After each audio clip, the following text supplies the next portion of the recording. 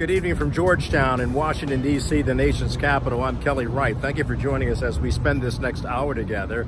And I do, as always, sincerely hope that wherever you are, that you're safe and well, taking care of yourself as well as your family. Let me get right to my opening observations. Over the Independence Day holiday weekend, we heard about the COVID-19 pandemic, and we saw that many people did not practice good social distancing. In addition to that, we dealt with one sinister thing that reared its ugly head in America in major cities, and that is the specter of violence happening in our inner cities, in our black and brown communities. Marvin Gaye once wrote on his album, What's Going On? He asked the question, who will save the babies? Who's willing to try to save the children? As we look at the world, we continue to see more violence being inflicted upon our babies in our communities. One has to ask the question, what are we going to do about it? And so in tonight's program, we will focus on that. In addition to that, we will also focus on coronavirus. But Marvin Gaye was right. Who really cares? Who's willing to try to save a world that is destined to die? Certainly we all must realize that not only do Black lives matter, not only do all lives matter, but our children matter. And those are my opening observations tonight. Topping the program tonight, you might think it would be coronavirus. Indeed, we'll be getting into that, but we're going to talk about another thing that took place over the July 4th weekend, Independence Day weekend. The holiday saw a lot of unfortunate shootings throughout three of our major cities, Chicago, New York, as well as Atlanta, Georgia. And some of the victims have been as young as 7 years of age, 8 years of age, 10 years old. And just a couple of weeks ago, there was a 1-year-old child shot in Chicago. And that's where we go now. Joining me now is my good friend, Vondale Singleton. He is the vice principal there at Gary Comer College Prep, but he is also the founder and director of CHAMPS. Now, CHAMPS means culturally helping and making positive success. And CHAMPS is a mentoring program that has been helping so many young teenagers and students achieve greatness in the midst of despair. And Vondale, you join me now, and here we are on the heels of a painful weekend. And actually, the past 3 weekends have been painful indeed there in Chicago. It seems like the pandemic of COVID-19 is also visibly showing the signs of strain under the weight of the epidemic of gun violence. Yes. Unfortunately, in combating the violence, we went out to Greater Grand Crossing, which is on the south side of Chicago. We did our part. Thankfully, there were no murders or killings or shootings in that particular area where we canvassed on Saturday. But nonetheless, throughout the city, when you read the headlines of all the casualties over the weekend, it makes you wonder, what more can we do to really combat this epidemic that's been going on for many, many decades, to be honest with you. But I will say this, there are some real solutions around providing more resources and opportunities for our young people, which is why we're rolling in today, starting our CHAMPS virtual camp for young men. We got about 30 boys signed up throughout the city of Chicago. And really, Kelly, a lot of these shootings are taking place from a range from about 12 to 15 all the way up to 25. These are the perpetrators of this gun violence. It's not the 35 and beyond. These are the teenage and young 20s, the adolescents of our young people. How do we get to them? I know you're doing your part, but how can other organizations there in Chicago and other cities like Atlanta, like New York, reach out to touch the lives of these young teenagers to young adult males, and even some women in this case, and teach them that there's a better way? Yeah, I think it just as aggressive as they have been, it is not everybody, but the perpetrators who shoot the guns and hide in the neighborhoods where this policy of snitches get stitches, is this no tell code. I'm not going to tell on anyone. I'm not going to snitch on them. We have to change that philosophy. We have to engage on the ground level and build relationships. The first thing I like to do is apologize to young men, especially if they didn't have a father or a positive male role model around. Their environment has been toxic and become conducive to this being okay, and it's not okay. What people think is normal, when you read the headlines and people become desensitized to these numbers, that's abnormal.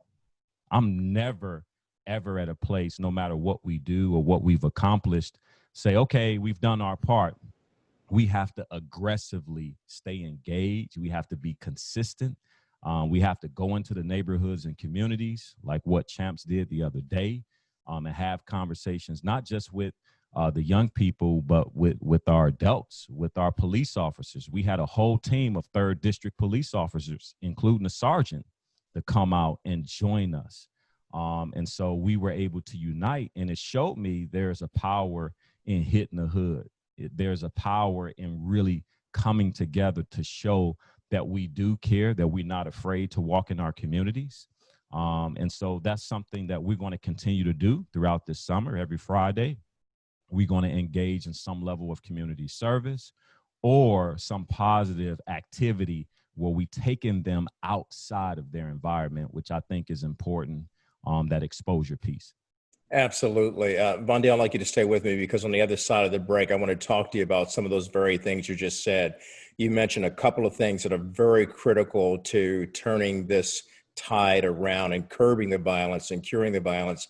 And you talked about police being actively engaged with the community. And you also talked about talking to the parents, to the adults, and to the kids themselves. When we return, I want to ask you a couple of questions to take that step even further. We'll be back with more of Vondale Singleton. He's the executive director and founder of Champs. Back with more after this.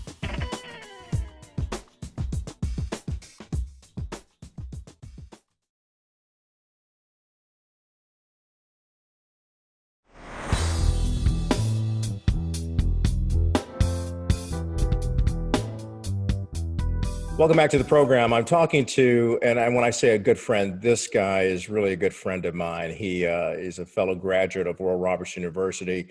I have so much mad love and respect for Vondale Singleton and all the things that he has sought to do to accomplish in his hometown of Chicago. As we were talking in the first part of this interview, we were talking about the menace to society is not just coronavirus, it's also the violence we inflict upon each other in our communities, in our Black and brown communities.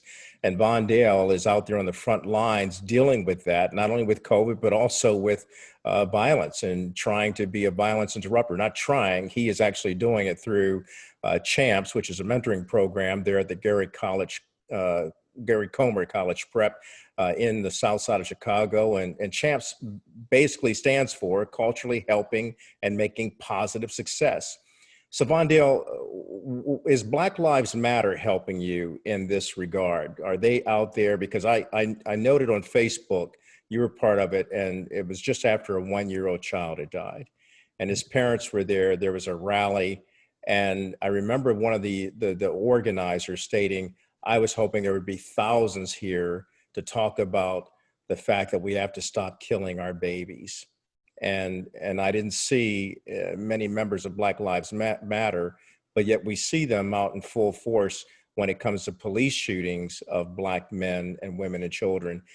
Is there enough support coming from that sector of the movement right now? Yeah, so I think, the approach needs to be all hands on deck.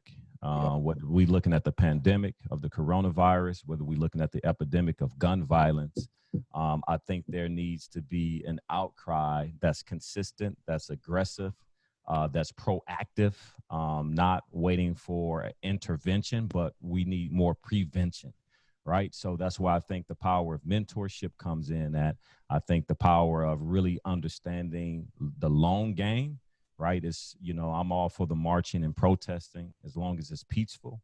But I'm also want to be at the table once the fall comes, when everything dies down and we go back to what we call normal. And that's why I'm so, in love with my city. I love Chicago. I love the people of Chicago. I love all of the organizers that are in different forms, beating the pavement and trying to do their part. But I do think when we seeing a 1-year-old, which I stood at that vigil and my heart was just broken. It took everything within me to go out there, knowing that I was going to a 1-year-old vigil of a 20-month baby shot, gunned down in Inglewood on the south side of Chicago, right? And so when the gentleman looked up and he said, hey, there should be thousands and thousands more out here crying out. Let's shut down Inglewood and walk through the community, just like we protested in March. So I do feel like we have to remember that we are not only fighting the pandemic, racial injustice, social reformation, and racial transformation, we are fighting the everyday gun violence against our own kind. Now, we can talk about some systemic issues of oppression and the lack of opportunities and lack of jobs. But I do believe we have to make sure that we care about one another, that we love one another before we hold someone else accountable and say, you love us. So I think it's on both ends. And so, again, for me, it's just being as aggressive, as consistent, and taking back our communities and our neighborhoods by being visible and providing exposure and opportunities for our youth and young people. And the change begins right there at home. And certainly you went through a lot of change at the young age of 5. I know you've shared this story with me before, but stay with me. I want to come back and actually talk about that, because you are part of that change that's taking place. And then I look at so many other young Black men and women and children in Chicago. And like you, I love Chicago too. I don't know it as much as you do, but every time I'm there and you take me around, I feel right at home. So we're going to come back with more of Vondale Singleton, the head of CHAMPS and also vice principal there at Gary Comer College Prep. We'll be back with just more of this. You got to stay tuned for this. More to come.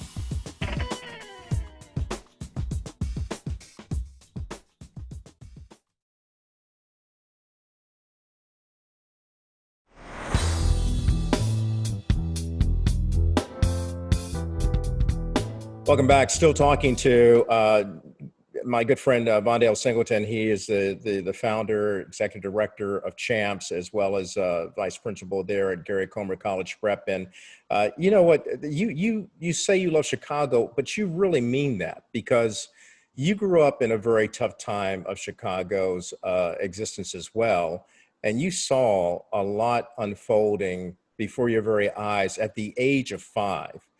Um, and young people have always been in harm's way there. What did your father say or do to help steer you away from the gangs and the violence and the drugs that seem to seep into our inner city areas there in Chicago? Yeah, Kelly. So, growing up in Chicago in the late 70s, early 80s, it was around the crack epidemic, right? When drugs were at high prevalency within the inner cities of our American urban communities. And Chicago was definitely no exception. Probably one of the leaders of the packs in terms of just the access to the gangs, guns, violence.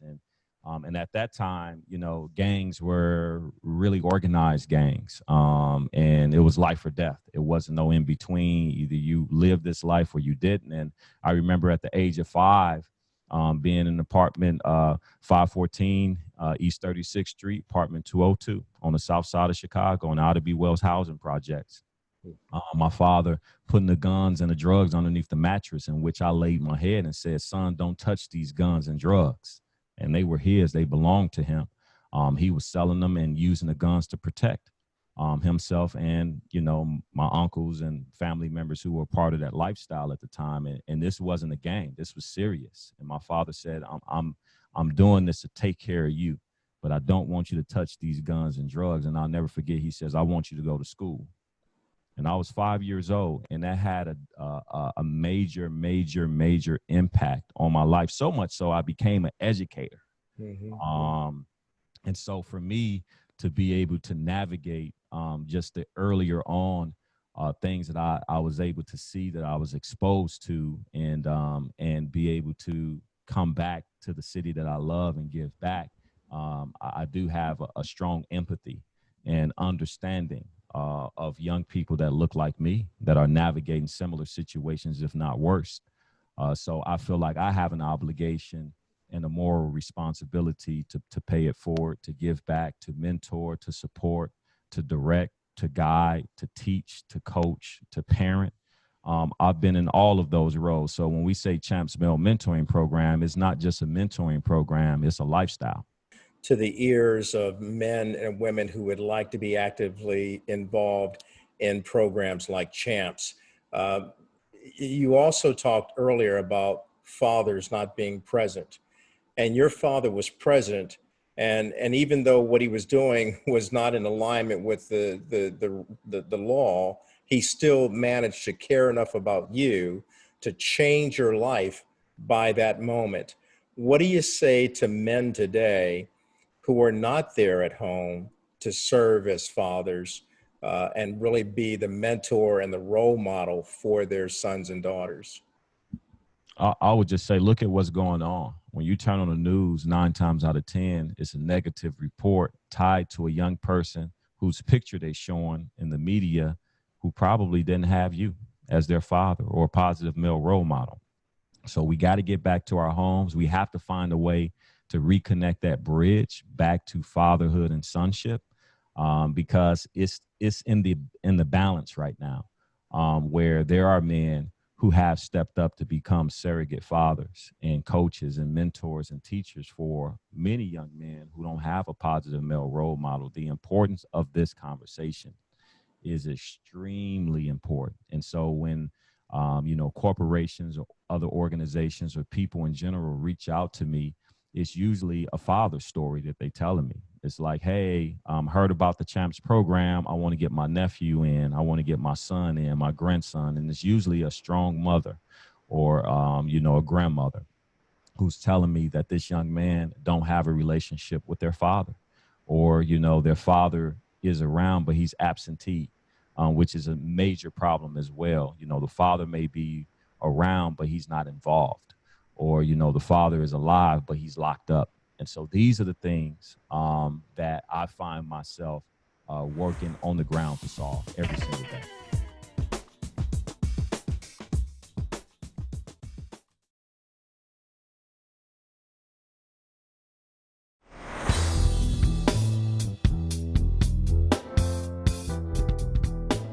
What do you say to the current leadership in our country? The President of the United States, who has talked about we're going to defeat our enemy on the left, and yet I haven't seen him reach out to leaders like you who are not left, not right, but right there in the heart of what's going on as it relates to COVID-19, as it relates to violence, and you're dealing with it.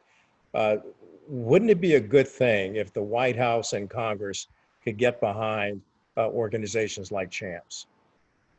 Yeah, absolutely. As a matter of fact, maybe about a year ago in January, we went to DC.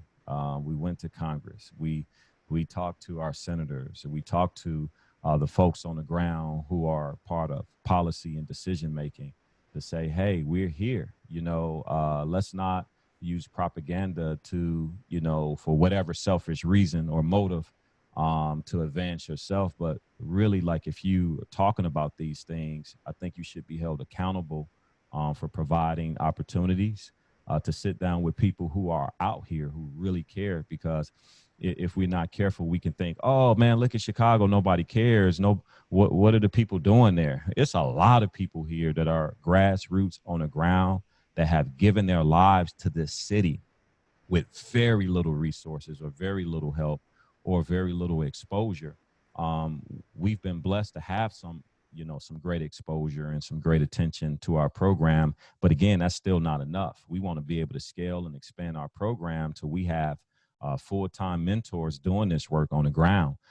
So I would just say, like, be careful, how you use your words and your power and your influence, because it actually furthers the devastation that we have. And I know Mayor Lightfoot responded that President Trump hasn't reached out to her directly and said, hey, how can I help? Right.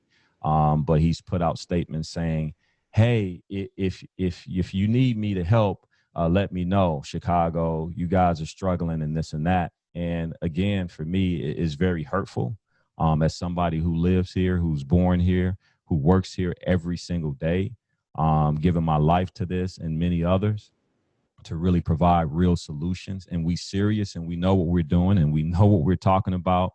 But, you know, it's almost like a head nod. I've reached out, you know, I've written President Trump and said, why don't you come visit? Haven't got a response. So again, you got to be very careful with how you lead and what you say. That's why you're on this program, because I believe in highlighting the positives in the midst of the negative, because you are the good news operating in a bad news environment. And that near 100% graduation rate, I just say keep on doing what you're doing. The secret is in the fact that people know that you care. Not just you, but the entire staff that at Gary Comer College Prep. Look, when we get through this pandemic and we can start traveling again, you know, one of my first stops has got to be Chicago. That's right, man. You got to come back home, man. All right. Black I and proper. appreciate you, brother. I appreciate you and all of the brothers who are part of the mentoring group, as well as all of the leadership there at Gary Comer College Prep on the south side of Chicago, the same place where Michelle Obama grew up. So That's right. there you have it.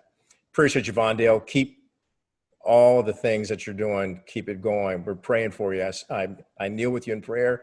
I stand with you in confidence and hope and faith that we will get through this. Thank you so much, man, for having me on, and I appreciate it. And stay healthy and stay strong, brother. Love you, man. I will. Love you too, man. Back with more after this.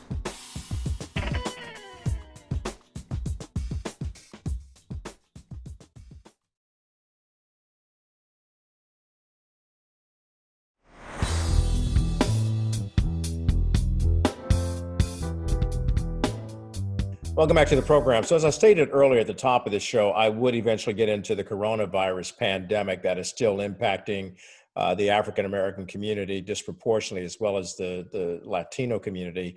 So joining me now to talk about the role of the National Black Church Initiative, what the Black Church is doing about this, is Reverend Anthony Evans. And sir, good of you to join us today. The president over the weekend made some statements about coronavirus that many people have been debating as to the facts about it and if he was actually correct. He still seems to be downplaying the significant impact and the toll that coronavirus is having on this nation. And we're still getting mixed messages out of the White House and from the scientists in the public health sector. Where does the National Black Church Initiative fall in terms of dealing with coronavirus in the Black and brown communities? Well, the president does have a big bully pulpit, and he gets a lot of news. But listen here, Kelly, three things that's very apparent. Whatever Trump says, the president says we should not pay attention to. He's not respecting the science. And we have repeatedly told folks this, don't listen to the president. Now you'll notice that the vice president is talking about the science, and he is talking about the non-science. So you can't trust his administration on that.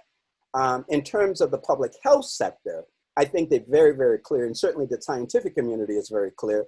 Dr. Fauci just said that we can experience 100,000 positive cases in a day. Well, we can do that if we continue to ignore the basic science. The basic science said that no crowds, which was a major setback for the 4th of July, major crowds, nobody wearing their masks, nobody doing 6 feet away, those who, and especially the young. I think the message hasn't gotten through the young. Mm-hmm. I want to tell our young people, you can die from COVID-19, the coronavirus. You have to wear your mask. You have to practice social distancing, 6 feet away, and you cannot gather as a crowd. I mean, this message is not going on. We just lost an actor, Nick Sungwon, at 41.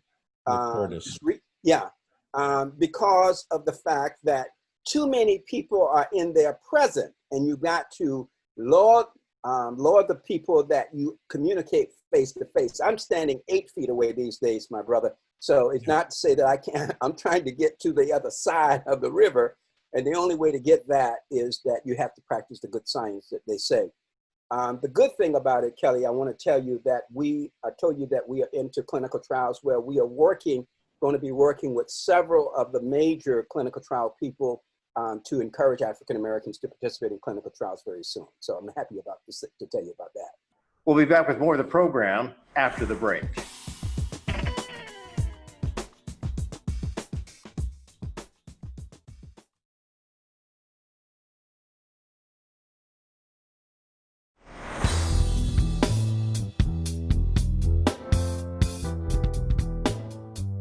The criminal element in our communities, we saw it rear its ugly head over the weekend in Chicago, in New York, in other cities throughout the country.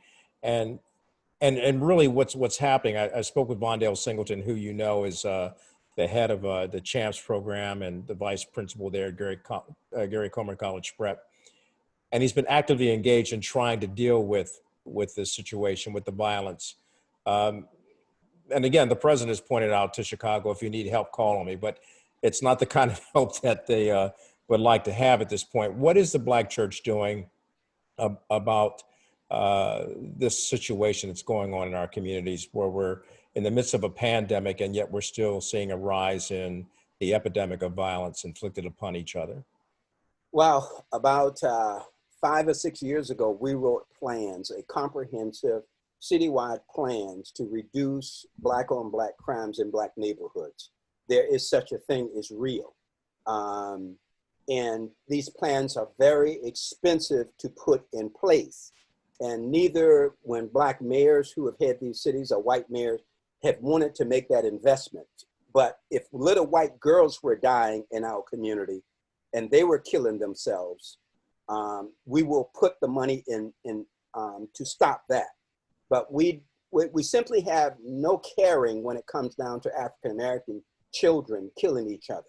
And certainly there are 3 things that need to be. First of all, you need a comprehensive plan. The National Black Church Initiative have a comprehensive plan. Baltimore, if you want the comprehensive plan, call me. Chicago, if you want the comprehensive plan, call us. We know what to do, how to make that happen.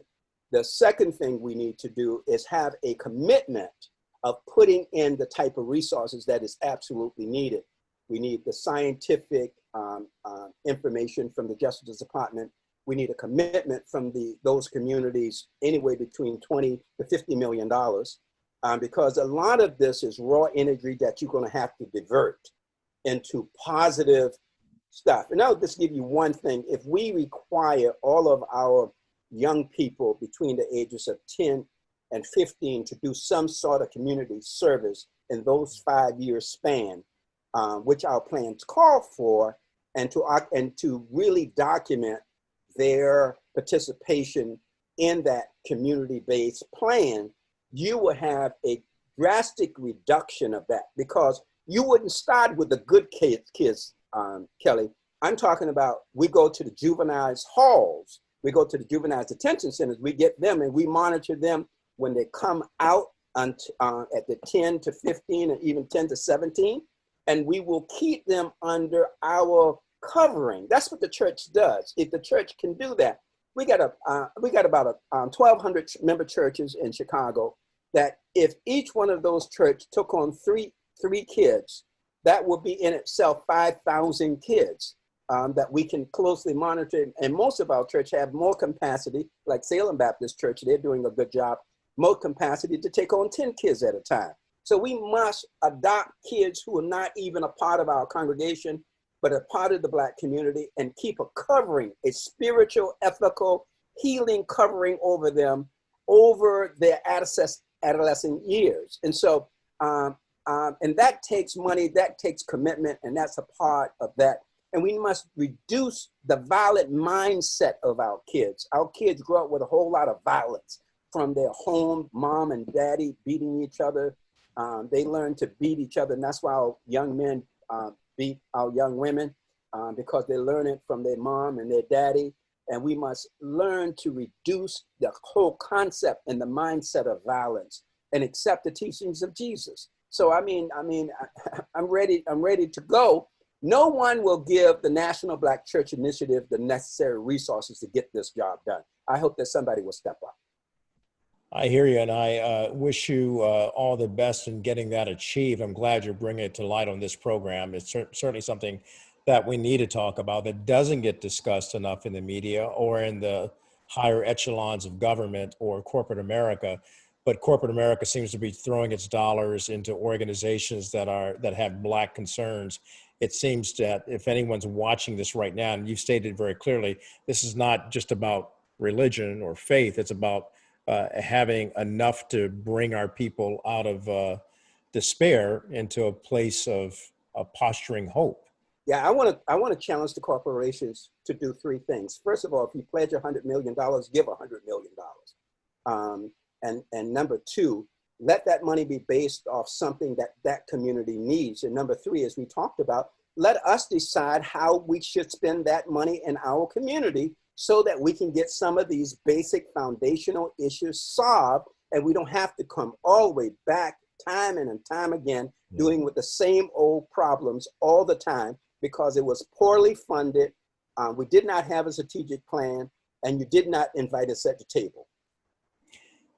Reverend Anthony Evans of the National Black Church Initiative, thank you. And to your point, sir, before we go, what you just stated would definitely end a vicious cycle of poverty and violence and failure when we have so much promise in our communities and so much hope. We've got to be able to develop that, especially now. Thank you, sir. Thank you very much. We're back with more of the program after this.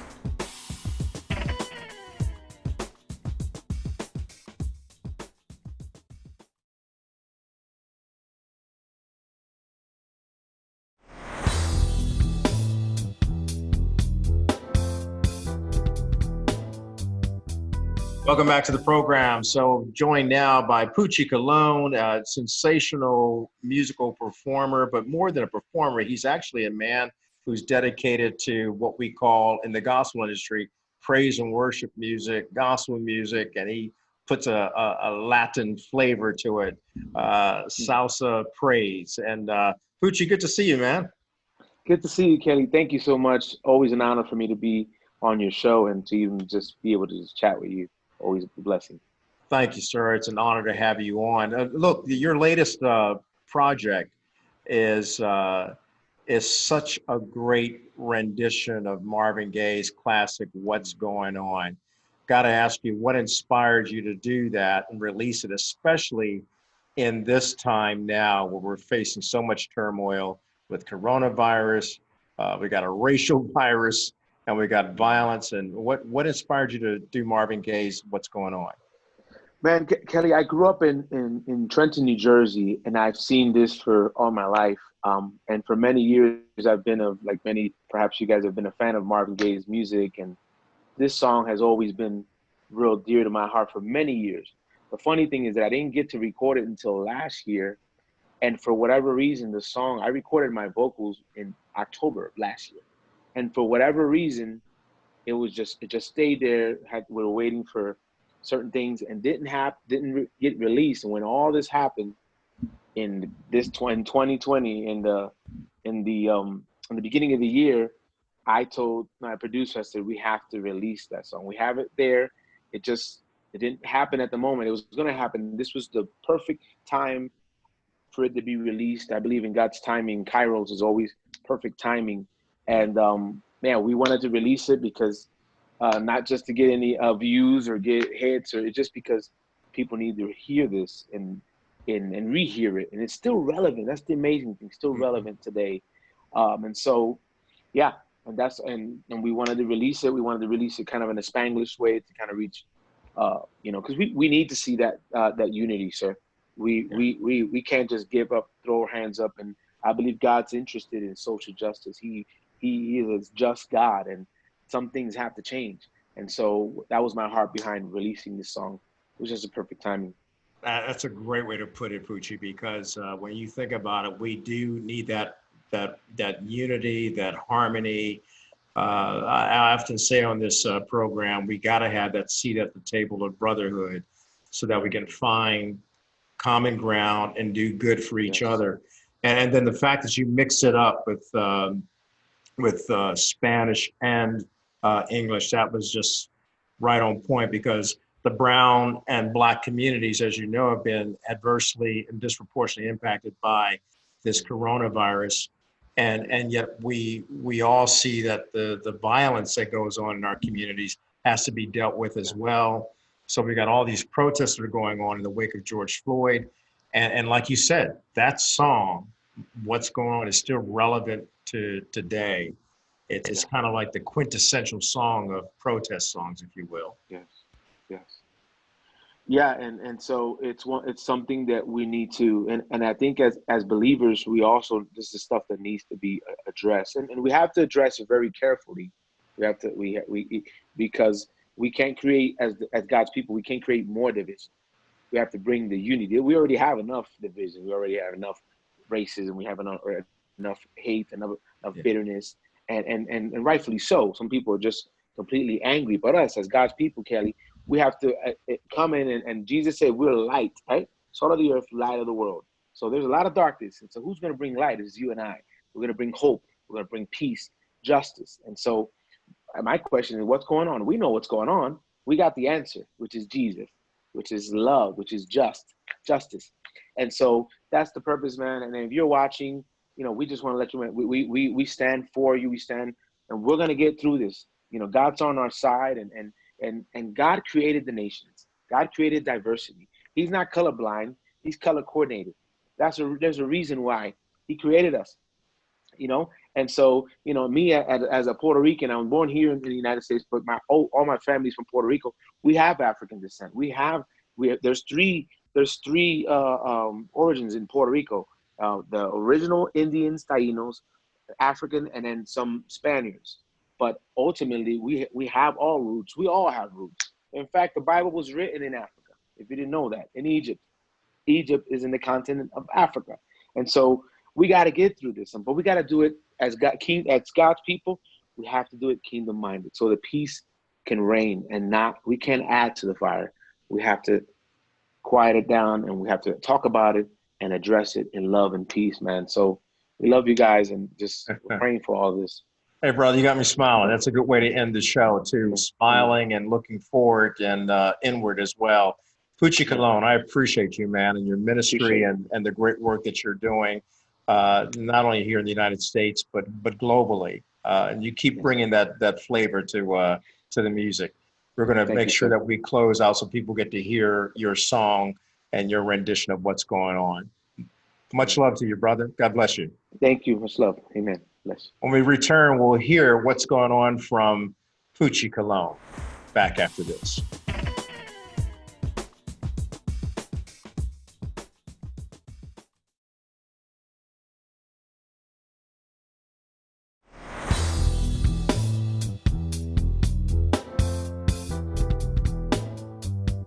Welcome back to the program, and thank you for joining me tonight. And I sincerely want to thank all of the guests who appeared on tonight's program. And I want to thank you, each and every one of you, for watching and spending this past hour with me. I truly appreciate you. And my final word is this. Hopefully we've been righted, ignited, and united to keep spreading not violence, not hatred, not fear, but love, freedom, and peace. We leave you now with Pucci Colon's version of the great Marvin Gaye classic, What's Going On. Good night. It's time to come together. The time is now.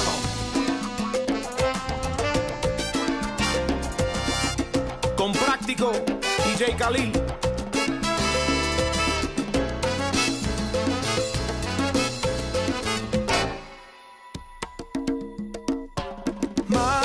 Mother, there's too many of you crying. Brother, there's far too many of you dying. You know you've got to find a way to bring some love in here today. Oh, Father, Father, we don't need to escalate. You see, war is not the answer, for only love can conquer hate. You know we've got to find a way to bring some love in here today. Picket lines and picket signs, don't punish me with brutality. Come and talk to me so you can see what's going on.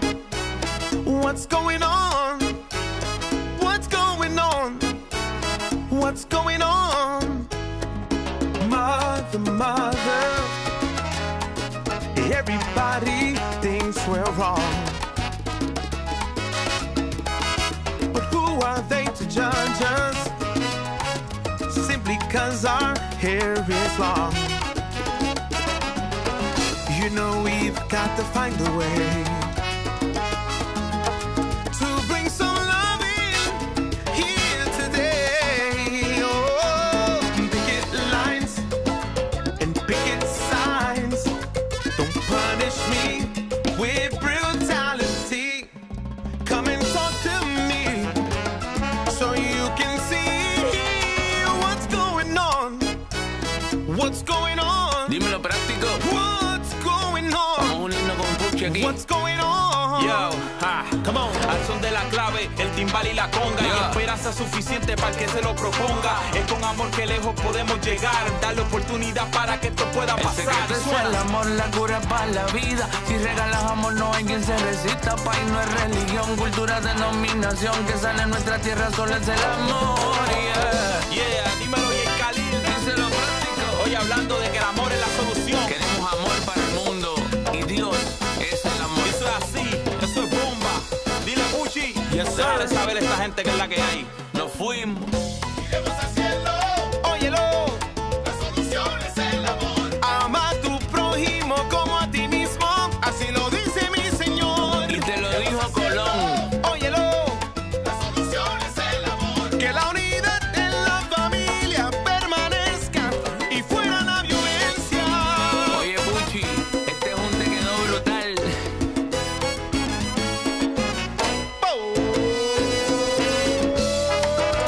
Poderoso.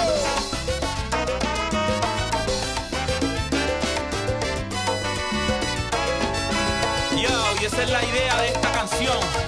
Que el amor es la solución para echar fuera la violencia. Dile y el Khalil. Ya tú sabes. Puchi. Oye bien, la solución es el amor. Siembra y tú verás. Siembra la semilla del amor. Iremos al cielo. La solución es el amor. And Jesus said these words. By this all will know that you are my disciples, if you have love for one another. Y esto es práctico. Junto a Puchi y el Khalil. Gracias, muchachos. Más nada voy a decir. Solo que esto es bomba. Así mismo es. Estamos unidos porque no queremos más violencia.